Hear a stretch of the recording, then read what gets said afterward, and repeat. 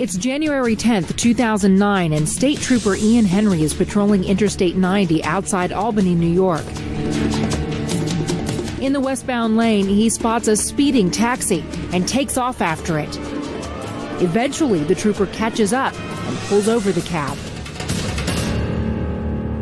The first thing he noticed was out-of-state cab, which is unusual to have somebody come all the way from Connecticut. Pretty expensive cab ride.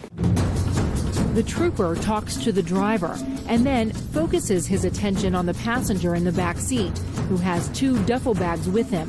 One has clothing in it. The passenger was somewhat hesitant to show him the second duffel bag, but Trooper Henry was able to see an assault rifle amongst the clothing there. The passenger grabs the rifle before Henry can get at it. The trooper quickly backs off, leaving the taxi driver in the car. The trooper made that choice to retreat because really that was all he could do at that time to save his life in case the passenger started immediately firing. Better to have one person than 2 people die. You know, you just can't stay there and spend a minute trying to get somebody out of the vehicle. The passenger turns out to be 23-year-old Darrell Brown from Hartford, Connecticut.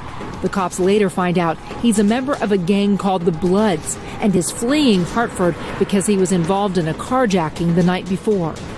It was a gunpoint carjacking, and he seriously injured the man involved. And he was made to believe from a third party that he had killed the person, so he thought he was dealing with a homicide as well.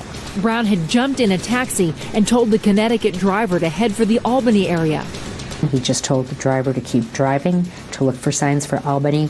He would let him know when he got there. On the dash cam, you can see the cab driver frantically waving his hands, putting his head out the side window. Then, in a dramatic move, he makes a run for it. The cab driver shouted to Trooper Henry to let him go with him. Trooper Henry, at that time, while retreating to the rear of the troop car, is also telling the cab driver, put your hands up, pull your shirt up, I want to see your waistband. He wanted to make sure that he wasn't a co-conspirator or a buddy of the passenger. With the cab driver out, Darrell Brown opens fire and shoots out the back window. He fired 7 shots very quickly. He knocked out the back window. He peered around for a while. He opened the 2 back doors, and then his 8th shot knocked out the video cam of the trooper's camera. So at this point in time, all the other police departments are picking up on the radio what's going on, and we're getting pretty quick response within a matter of a few minutes. The interstate is shut down, and police position themselves with the taxi in their line of fire.